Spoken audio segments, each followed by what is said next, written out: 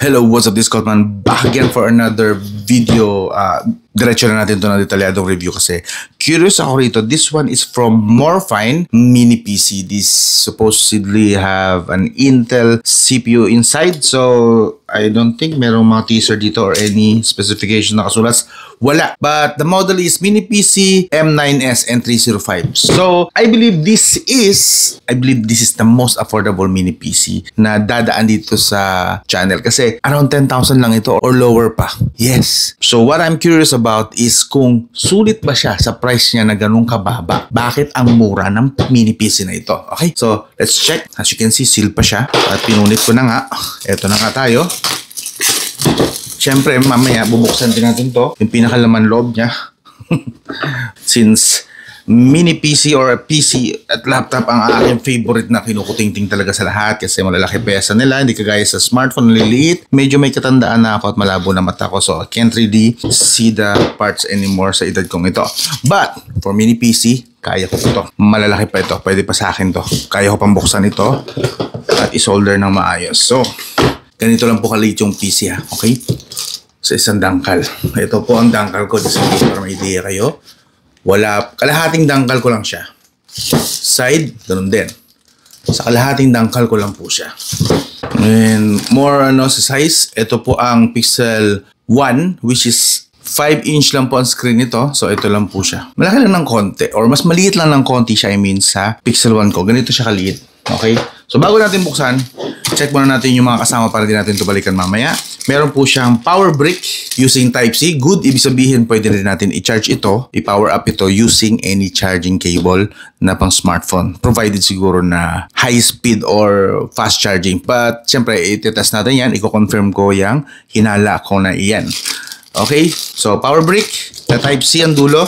And we have HDMI to HDMI cable. That's good. We also have some metal here. I believe pang brace ito or pang lagay sa likod ng monitor just in case na gusto siyang itago sa likod ng monitor or isabit sa pader kung saan kayo nakapwesto. Pwede nyo po itong gamitin. Yeah. I have used this kaya medyo familiar na ako. This ganitong style na metal. I'm not saying, first time po dito ang Morfine sa channel. And we have some tornilyo. Okay, may mga tornilyo tayo dito. At least 4 na pirasong tornilyo yata ito. Yeah, oo nga, 4 na piraso nga. 2 itim at 2 gold. Anyway, yan po ang mga kasama. Meron pa pala. We also have quick start guide.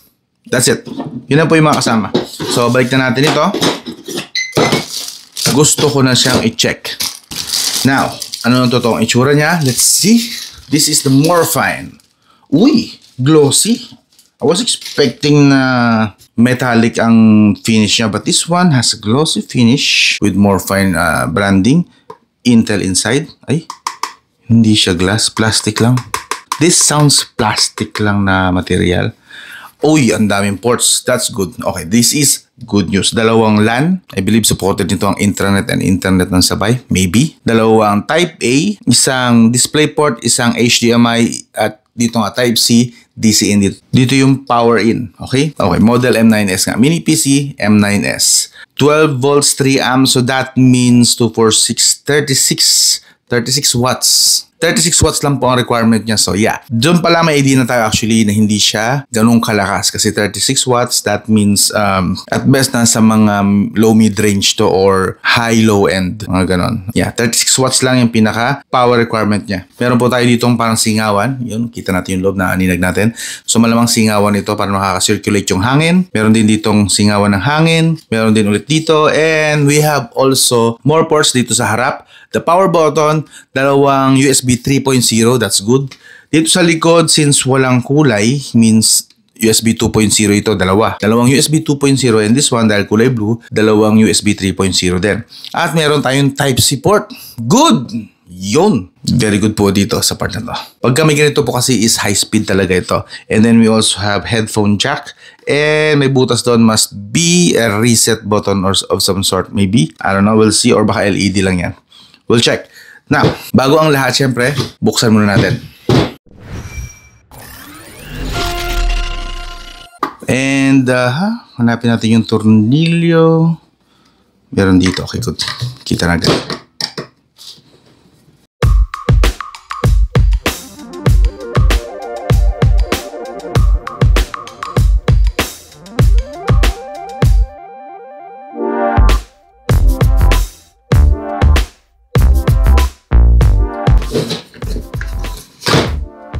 Okay.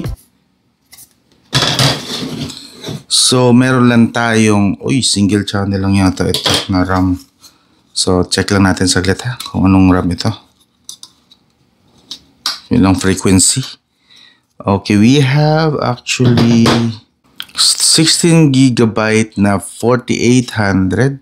So, meron tayong 16 GB 4800B single channel lang po, and pwede namang expand natin yung kanyang RAM pero hindi tayo makakakuha ng dual channel. This is just a single channel lang. I'm not sure kung meron siya sa ilalim din, but this one single channel lang, which is disappointing. Mas malakas kasi or mas mabilis sana kung dual channel siya. Crucial po ang gamit niyang brand as SSD. This is, I believe, if I'm not mistaken, is 512GB lang. Hopefully to 1TB, pero I'm leaning na nasa ano lang to, 512GB na storage. Okay. M.2 siya, 2280, 500GB lang siya. Yeah, not 1TB. PCIe Gen 3 siya. That's good. Pwede na rin. Also, napansin ko dito sa kanyang 3.5mm jack is nakasolder yung pinaka medyo fragile yan pag ganyan. So, ingat po kayo pag bubuksan nyo itong kaha nito kasi soldered po siya. Hindi po siya yung declip or parang ganito. Supposedly dapat pareho silang ganito. But this one soldered lang. So, pag naputol nyo ito, obligado rin kayong isolder siya. So medyo tricky yung kanyang disassembly. Okay sana kaso may mga parts na medyo hindi pwede sa mga beginners. Possible na may masira kayo rito if you are not careful enough, okay? So ayan, medyo na-dismay lang ako na single channel lang yung kanyang RAM. Hindi tayo pwede mag-dual channel. So that is sad. Anyway, test na natin siya sa mismong actual performance kung okay pa talaga.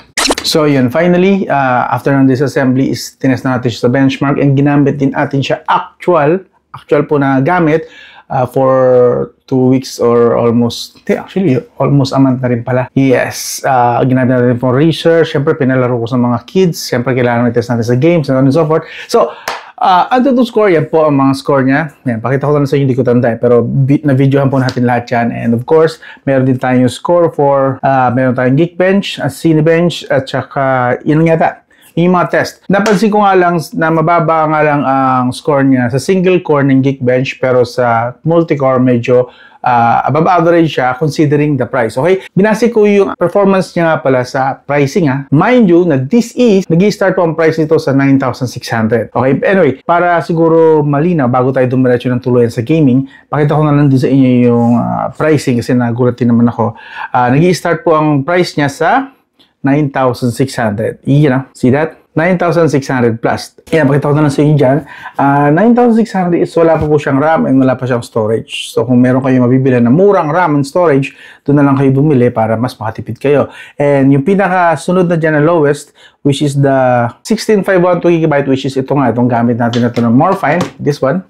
Iyan. Itong gamit na to, ang variant po nito is 16512GB. Okay, 16GB RAM, 512GB na storage. And goods na po ito for office works, school works, VA. Kung nag-VA kayo, nag-work from home po kayo, pwede po ito. Actually, solid ito. Nagamit na natin for, alam mo na, online jobs natin, mga racket natin. Pwede po ito si Morphine. But, in terms of heavy rendering and gaming, no, medyo mahina po yung GPU niya. So, ang pinaka-best nito, as you can see kanina sa test na Geekbench is multitasking. Maganda po siya sa multitasking, but 3D rendering and all, weakness niya po yun. So, real talk po yun. So, pang-office, good.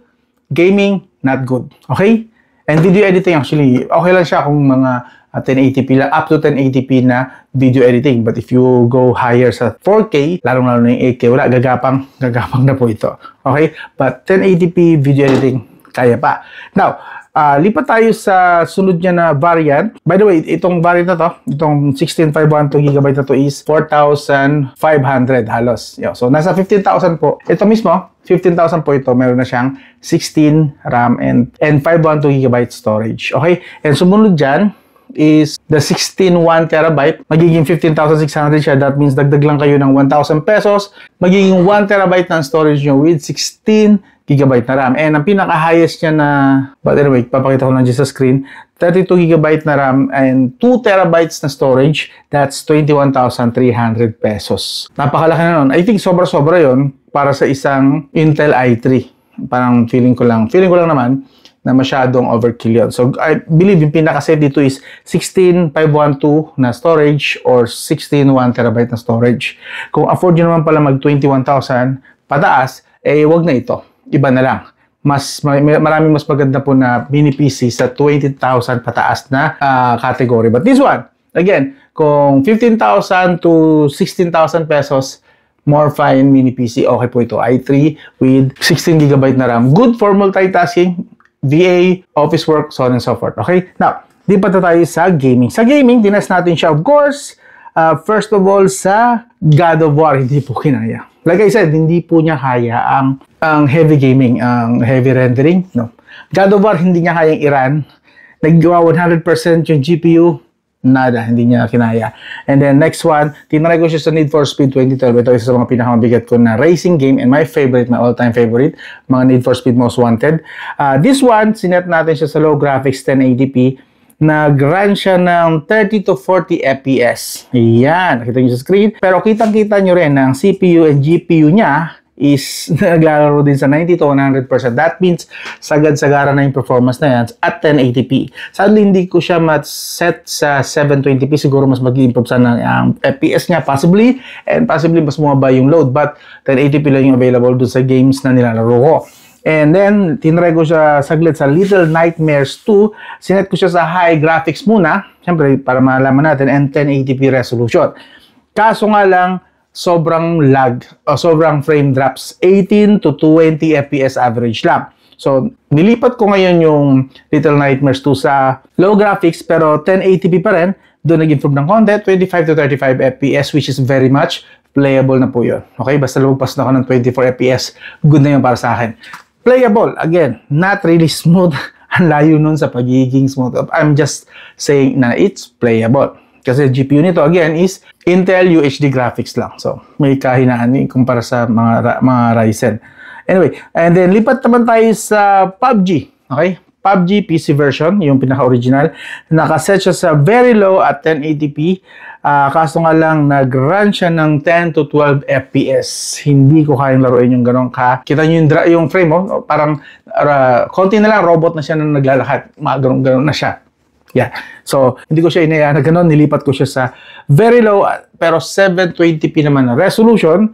At that point, nakakuha tayo ng decent na 25 to 30 FPS. So, yun. PUBG kaya, pero low at 720p FPS. Okay? Low 720p. Okay pa rin naman yun. Acceptable yun. Pero far from being very good. Okay? Pero 25 to 30 FPS, okay na yun. Nakakalaro na kayo. Again, yung GPU niya, nag-i-stay sa 100%. So, medyo hirap siya talaga si Intel UHD. And lastly, tinry natin siya sa Counter-Strike 2. Yes, medyo mas heavy-heavy to kumpara sa unang Counter-Strike. But this one is the latest. At least yung pinaka-recent na sikat ngayon ng Counter-Strike. Sinet natin siya sa high graphics, 1080p. At ito pa, mas malala rin. Nag-run lang siya sa 10 FPS. So, wala. Negative.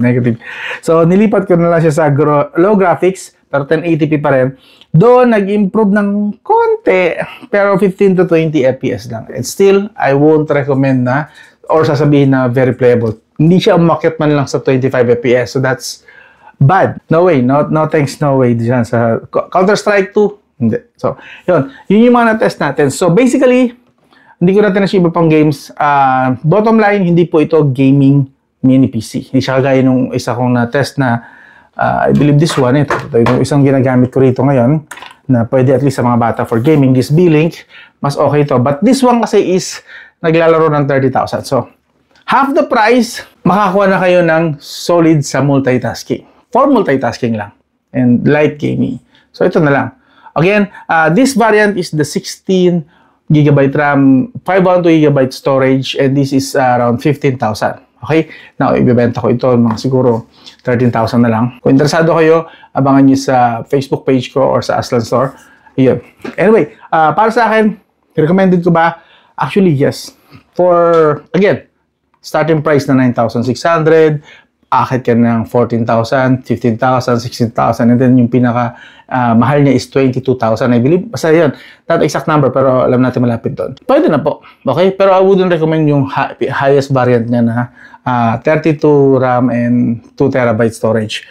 Stick lang kayo sa around 15,000, which is this one, 16,512 and 16 1TB.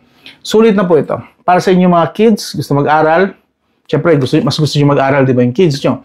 And less gaming. So, light gaming pwede, pero multitasking, Excel, PowerPoint, Microsoft Word, etc. etc. Pwede po ito. Okay po siya sa multitasking. Magandang performance ito sa multitasking. VA, pwede. Sa mga work from home, calls lang, tsaka konti kayang-kaya po nito si Morphine M9S. Anyway, kung interesado pa rin kayo, iwan ko yung link dito sa video description or ipipin ko sa comments.